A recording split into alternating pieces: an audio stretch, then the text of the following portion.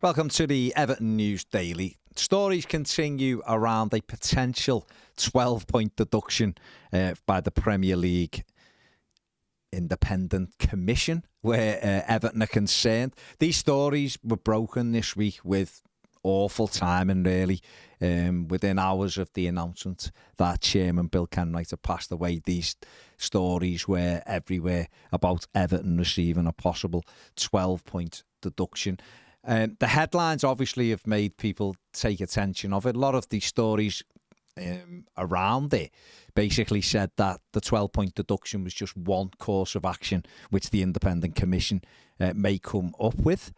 But on top of that, 777 have reportedly said that they have contingency plans in place in case such a penalty was awarded. It is hard to see how Everton could be awarded, it's not the right thing, could be punished with a 12-point deduction for what seemingly appears to be one charge. Yes, if they've broken some rules, and it is if at the moment, then there must be some sort or some form of punishment. But 12 points just seems absolutely crazy to me and to a lot of other people as well. This seems to be a story that will run and run until, I guess, we know the outcome of this commission, which could be 4 weeks, 6 weeks, whatever. I don't think it's going to be a very quick conclusion.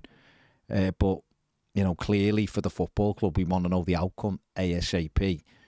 And then depending on the outcome of that, Everton, I'm sure, will have to take advice on how to combat whatever penalty they are given, if they are, of course, found guilty. And it is an if at the moment. Everton are robustly defending their position. That is the club's take on it. And we'll have to see what happens. But just right now, there are a lot of journalists going all in on Everton with regards to this. So, it doesn't sound good, but like we say, there is only one possible outcome, of which they are a few. The other thing that I think brings into question is the fact that this is out before any kind of conclusion has been made from this hearing, and therefore it would surely prejudice an outcome, whether it's subconscious or not. It's everywhere. And if you are on this independent commission, how could it not come into your mind or into your subconscious when you're seeing it everywhere? So it's an interesting one, and it's one I hope Everton are prepared to fight if it goes against them. There have been 5 fixture changes announced today regarding Everton. Tremendous.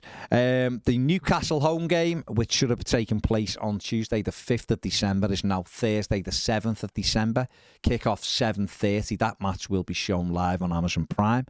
Means the Chelsea game is now moved from the Saturday to the Sunday at 2 o'clock. This isn't shown on live TV. It's simply been moved because the Premier League have moved our game with Newcastle. Burnley away on Saturday the 16th of December. It was a 3 o'clock kickoff. It is now a 5:30 kickoff and will be shown live on Sky Sports. Manchester City at home was scheduled for Boxing Day. That has now been moved to the 27th of December. That game will kick off at 8:15 and will be shown live on Amazon Prime. And Aston Villa at Goodison Park is now on the 14th of January, which is a Sunday. It's a 4:30 kickoff, and that is live on Sky Sports. So 4 home fixtures changed. Nice one. Former Everton manager David Moyes has said that he was saddened to hear about the death of Everton chairman Bill Kenwright, but he is focused ahead of 2 important games for West Ham United. West Ham play Olympiacos, and then I've got Everton at home. But he said it was, amongst a lot of the things he said it was such sad news to hear about Bill Kenwright. He gave me my first job in football, and as a chairman, he was everything a young coach would want. Bill Kenwright was great with me, and my thoughts go out to his wife, Jenny, his partner Jenny, and his family and friends as well. And him and Bill Kenwright did have a good partnership at Everton. Obviously, 11 years David Moyes was Everton manager. It was quite a stable period for our football club. We were in Europe and got to an FA Cup final, semi-finals of cup competitions.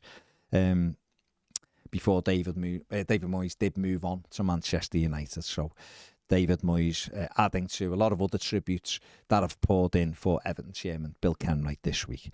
And finally, some transfer news. Newcastle United are reportedly keeping tabs on Everton midfielder Mathew Onana ahead of the January transfer window.